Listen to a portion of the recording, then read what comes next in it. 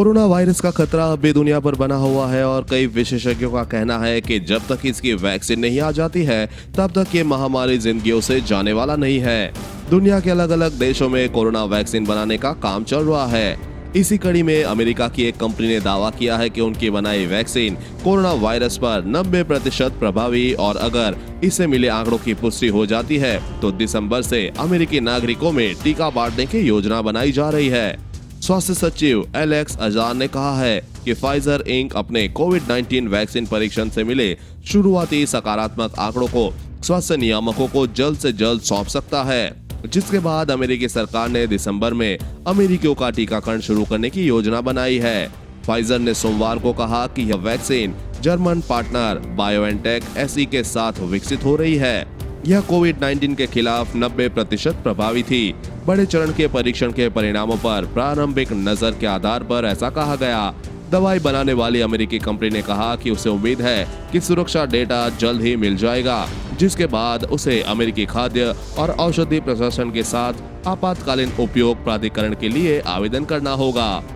अजार ने संवाददाताओं से एक कॉल पर कहा कि FDA प्राधिकरण पर संयुक्त राज्य अमेरिका को प्रति माह फाइजर वैक्सीन की लगभग 2 करोड़ खुराक प्राप्त होगी।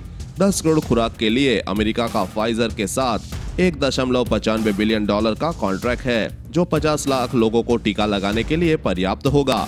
इससे पहले मंगलवार को अजार ने CNBC पर कहा कि वैक्सीन को लेकर अंतिम निर्णय वैक्सीन प्रभावकारी डेटा पर एक करीबी नजर के अधीन है। सरकार की सिफारिश के आधार पर सबसे पहले वैक्सीन नर्सिंग होम में बुजुर्गों, स्वास्थ्य सेवा श्रमिकों और पहले उत्तरदाताओं के साथ शुरू होगा। जनवरी के अंत तक उन शॉट्स को पूरा करने का लक्ष्य होगा।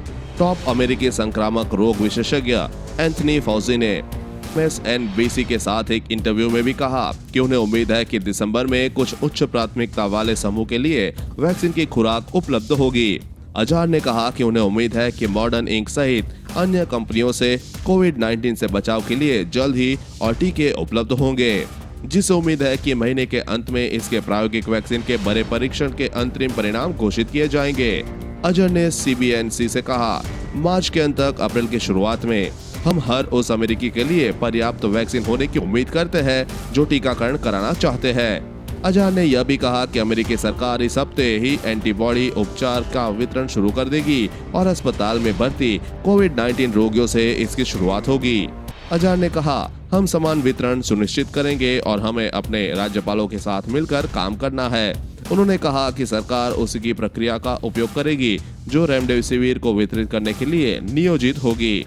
गिलिड साइंसेज इंक की एक एंटीवायरल दवा का इस्तेमाल कोविड-19 के साथ अस्पताल में भर्ती लोगों के इलाज के लिए किया जाएगा। इस खबर के बारे में अपने विचार नीचे कमेंट बॉक्स में लिखकर बताएं। वीडियो को लाइक और अपने दोस्तों के साथ शेयर करना ना भूलें। साथ ही कोरोना वैक्सीन से जुड़ी हर खबर सबसे पहले पाने के लिए चैनल को सब्सक्राइब कर ले।